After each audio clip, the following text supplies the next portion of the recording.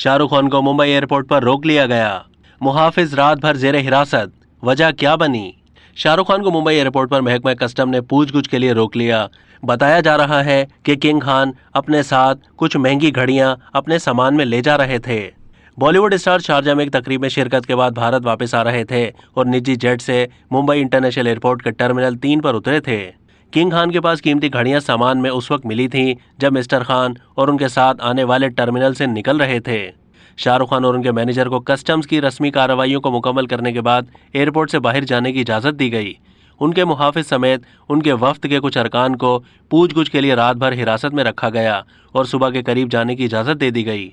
Reports में कहा गया कि किंग खान और उसके साथ आने वालों के सामान में तकरीबन 18 लाख रुपए मालियत की 6 महंगी घड़ियों की पैकिंग भी मिली।